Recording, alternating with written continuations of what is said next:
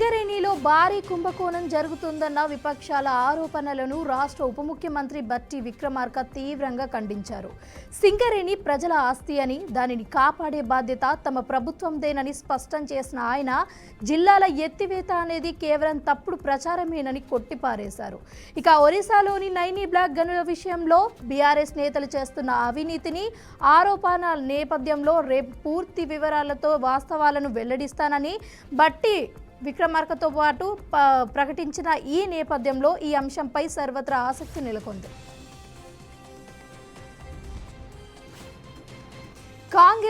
కాంగ్రెస్ ప్రభుత్వం మున్సిపాలిటీలకు నిధులు నిలిపివేస్తే అభివృద్ధి పూర్తిగా నిర్వీర్యం చేస్తుంది అని మాజీ మంత్రి మండిపడ్డారు. కేసీఆర్ హయాంలో పట్టణ ప్రగతి ద్వారా ప్రతి నెల నిధులిచ్చి పట్టణాలను సుందరంగా తీర్చిదిద్దుతాము అని గుర్తు చేశారు. అయితే ప్రస్తుతం కనీసం బ్లీచింగ్ పౌడర్ చల్లడానికి కూడా పైసలు లేని దుస్థితి నెలకొంది అని విమర్శించారు.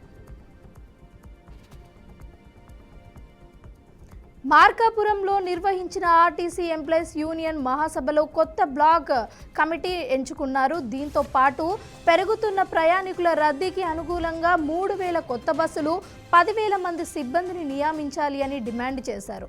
ఇక ముఖ్యంగా గ్రేడ్ 2 మెకానిక్ల జీతాల రికవరీ అంశంపై మేనేజ్మెంట్ వైఖరిని నిరసిస్తూ సమస్య పరిష్కారం కాకపోతే వచ్చే నెల 1వ తేదీన రాష్ట్ర వ్యాప్తంగా ధర్నా చేపడతామని నేతలను హెచ్చరించారు. ప్రజాప్రభుత్వం బీసీలకు న్యాయం చేస్తుంది అని ఎమ్మెల్సీ మహేష్ కుమార్ గౌడ్ స్పష్టం చేశారు. బీసీ ముఖ్యమంత్రి అయ్యే టైంలో అవుతారు అని అన్నారు. ఇక మున్ముందు బీసీలకు చాలా అవకాశాలు వస్తాయి అని తెలిపారు. అవకాశం ఉన్న ప్రతి చోట బీసీలకు పదవులు ఇస్తూ వెళ్తాము అని చెప్పారు. కష్టపడి పని చేస్తే ఎవరి వాటా వాళ్లకు వస్తుంది అని, దీనిని ఎవరు ఆపలేరు అని అన్నారు. రాబోయే రోజులు అన్ని బీసీలవే అని కీలక వ్యాఖ్యలు చేశారు. లోక కళ్యాణం, దేశ శాంతిని కాంక్షిస్తూ రామేశ్వరం నుండి కాశ్మీర్ వరకు చేపట్టిన సనాతన యాజ్ఞయాత్ర 8వ రోజు పుట్టపర్తికి చేరుకుంది. ఇక సంక్రాంతి రోజున ప్రారంభమైన ఈ యాత్ర ఫిబ్రవరి 26న శ్రీనగర్లో ముగియనుంది. ప్రధాని మోదీ పిలుపు మేరకు శాంతియుత సమాజం కోసం హైదరాబాద్కు చెందిన ఆచార్య తేజస్ ఆధ్వర్యంలో ఈ కార్యక్రమం నిర్వహిస్తున్నట్లుగా నిర్వాహకులు వెల్లడించారు. బాపట్ల పట్టణంలోని ఎస్సీ ఎస్టీ వసతి గృహాలను జిల్లా కలెక్టర్ డాక్టర్ వినోద్ కుమార్ ఆకస్మికంగా తనిఖీ చేశారు. విద్యార్థులకు అందుతున్న భోజన నాణ్యత, తాగునీరు, పరిసర ప్రాంతాలలో శుభ్రత క్షుణ్ణంగా పరిశీలించారు. ఇక వసతి గృహాల నిర్వహణలో ఎలాంటి లోపాలు ఉండకూడదని, విద్యార్థుల ఆరోగ్యం, భద్రత తమకు అత్యంత ప్రాధాన్యత ఇవ్వాలి అని సిబ్బందిని ఆదేశించారు. ఇక మున్ముందు కూడా ఇలాంటి తనిఖీలు నిరంతరాయంగా జరుగుతాయి అని స్పష్టం చేశారు. నిజామాబాద్ జిల్లా కేంద్రంలోని గంగాస్థాన్ కేజీబీవీ కలెక్టర్ ఇలా త్రిపాఠి సందర్శించడం జరిగింది. ఇక డార్మెంటరీ, వంటశాల, తరగతి గదులను పరిశీలించడంతో పాటు మెను అమలుపై విద్యార్థులను అడిగి తెలుసుకున్నారు. ఇక కలెక్టర్ స్వయంగా ఉపాధ్యాయురాలిగా మారి బోర్డుపై తెలుగు, హిందీ, ఆంగ్ల పాఠశాలను బోధిస్తూ విద్యార్థుల సామర్థ్యాన్ని పరీక్షించారు. కలెక్టర్ చొరవను చూసి విద్యార్థులు ఉత్సాహాన్ని ప్రదర్శించారు. అనంతరం తన వెంట తెచ్చిన చాక్లెట్లు, బిస్కెట్లను పంపిణీ చేసి విద్యార్థులను ఆమె అభినందించారు. దేశ రాజధాని ఢిల్లీ ఉక్కిరిబిక్కిరి చేస్తున్న వాయు కాలుష్యంపై సుప్రీంకోర్టు మరోసారి తీవ్రంగా స్పందించింది. కాలుష్య కొరల్లో చిక్కుకున్న ఢిల్లీకి ఊపిరిపోయడానికి తక్షణమే చర్యలు చేపట్టాలి అని ఆదేశించింది. ఇందులో భాగంగా కేంద్ర ప్రభుత్వంతో పాటు ఢిల్లీ ప్రభుత్వానికి స్పష్టమైన గురువు విధించింది.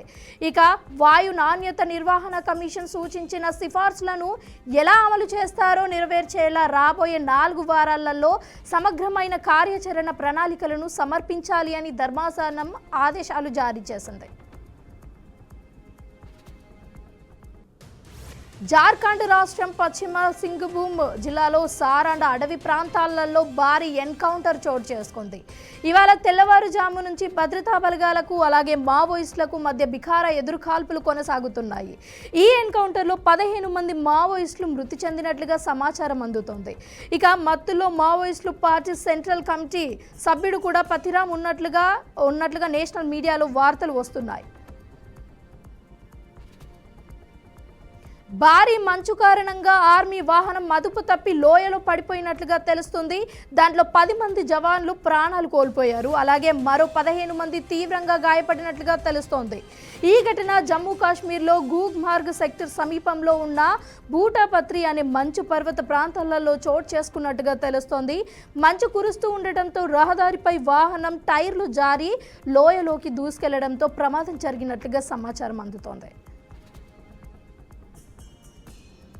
తమిళ నటుడు విజయ్ టీవీకే పార్టీకి ఈసీ విజువల్ సింబల్ కేటాయించడం జరిగింది.